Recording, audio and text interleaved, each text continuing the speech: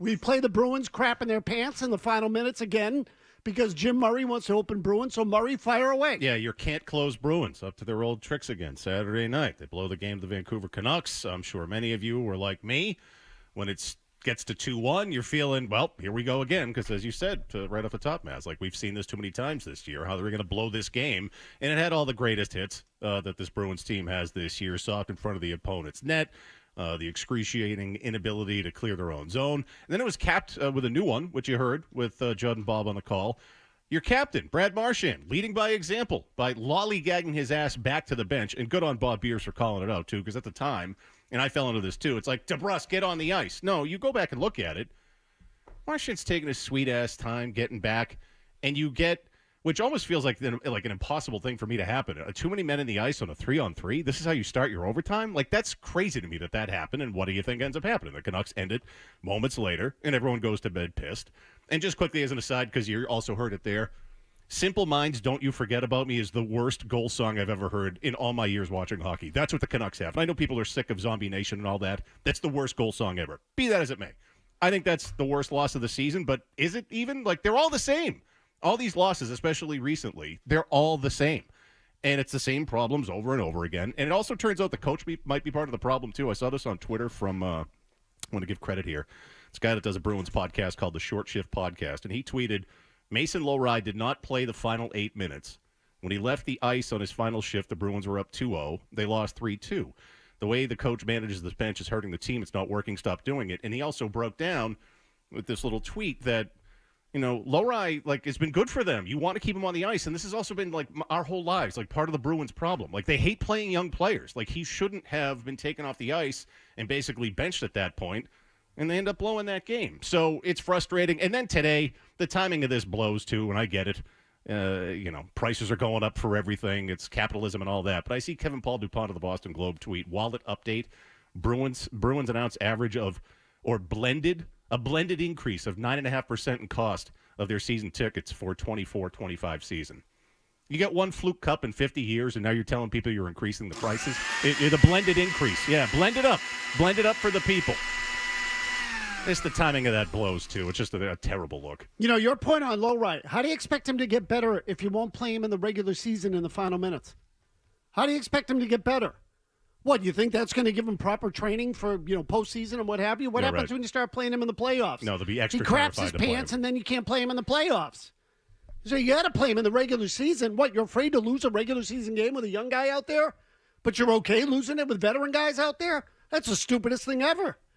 All right, no, it's nice coaching by Claude.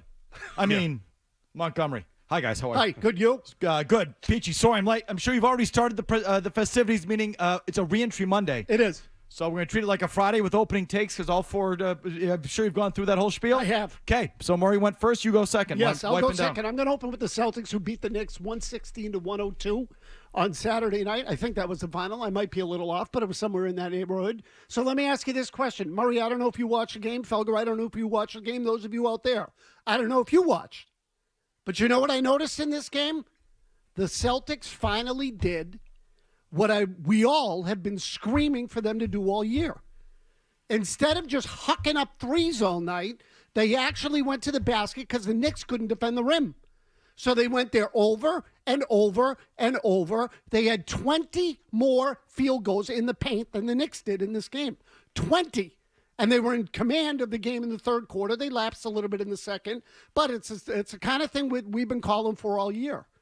So here's my question. Aberration or a sign of some awakening? I think it's an aberration. If I were to say to you, how many games this year do you think the Celtics have had more than 40 two-point attempts, but less than 40 three-point attempts? My guess is probably 4. 7. Okay. 7. They've played 57 games. Okay, now 80 is a little bit of a low shot total, but I just drew the number at 40 because, 43-pointers feels like sort of a magic number for them. And they love to get over 40, and when they shoot well with taking over 43s, they always win. In those 7 games, when they shoot more twos, more than 42s, but less than 43s, they're 7-0. They're unbeaten. They're 4th in the league in two-point percentage. They are 29th or 30th in 2-point attempts. So if you are one of the best in the league inside the arc, you're unbeaten when you take the twos if they're going to give them to you. Why do you continue to shoot 3-pointers out your ass? Can you answer your own question, Mazz? Because of the analytics. It's ridiculous. Now, look, the Knicks were undermanned. And that's what I chalked it up to. No Anunoby and no Julius Randle. So there's some lack of size there. But it almost feels like when they do it, it's like, oh, we can attack the paint tonight, I guess. It's like they're forced to do it, and they really don't want to because that's antithetical to how they've been playing here over the last few years. And I will allow for the fact there were some teams you probably don't want to do it against. Sure. Minnesota's got a couple of big guys. Okay, so that makes it more complicated to go in the paint. I got you. But do you have to just shoot threes out your ass all the time? Do you have to, bend over at midcourt and shoot the ball out of your ass? Yes. You have to do that? Yes. God, it was refreshing to see because it's a basic concept. Go to the hoop. If they can't stop you, keep doing it. Reentry Mondays are brought to you by our friends at Blue Bear Plumbing and Heating. When it comes to plumbing, heating, and air, no one compares to Blue Bear. When you call Blue Bear, you can expect expert service from their friendly staff for all of your heating and plumbing services. For more information or to book your appointment today, visit bluebearplumbing.com. Bruins from the weekend, some good trade rumors from Elliot Freeman going into the weekend that I want to circle back to. Also on the table, are the Bruins really involved at the trade deadline, and what do they have to deal this time around since they've traded virtually every draft pick they could get their hands on the last several years? So we discussed that with your calls. Again, Celtics, anything with the Red Sox developing over the weekend, let's hear it. We're going to get into and give you our review of the dynasty from the weekend or from Thursday night. I thought the thing dropped on Fridays. Now it's Thursday night. So that's kind of annoying. But either way, we committed to doing this on Mondays, so we're going to keep doing it on Mondays. Good. I made such a proposal on Friday. I assumed you'd be on board. Yeah, seriously. They said Fridays. So and now it's Thursday night, and all of you, because you all have the attention span of a gnat, you just can't hold your water and read the newspaper the next day, or we're doing it on Mondays, one at a time. I've already watched it all. Or two at a time. That's your problem. We're going 2 at a time, as promised. So we'll give you some reviews of episodes 3 and 4. And my opening take just quickly is the NFL Combine kicks off this week. Patriots are there. Obviously, huge, huge week for the franchise and the organization. Huge. And I think this is the week that decisions will be made. Not that we'll know it, but this is where all the crap goes down, whether it's free agency or the draft. Movement at the draft, the trading of draft picks, this is kind of it. So it's going to be happening this week. We just won't know it till we get deeper into the offseason. But this is a huge week for the team. And I think you're already seeing it. You're already hearing it. The teams that are geared up to move on up in the draft for a quarterback, and you're sitting in that spot where you're going to have the choice. You're going to have the choice of taking a quarterback or trading back for a team that's desperate and overpays and gives you multiple first-round picks for that slot.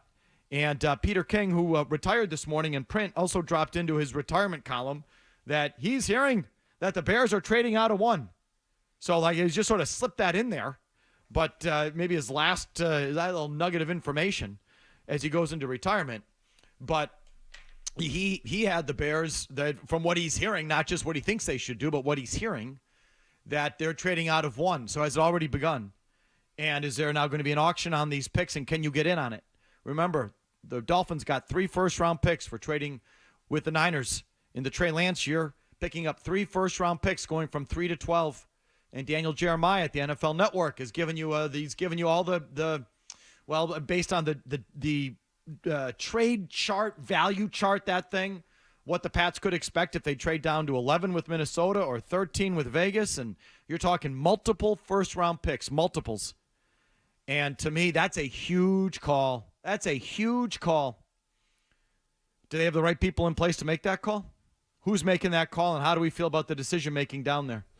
Who's making the call? Don't know. Okay. Don't know and don't feel all that good about it.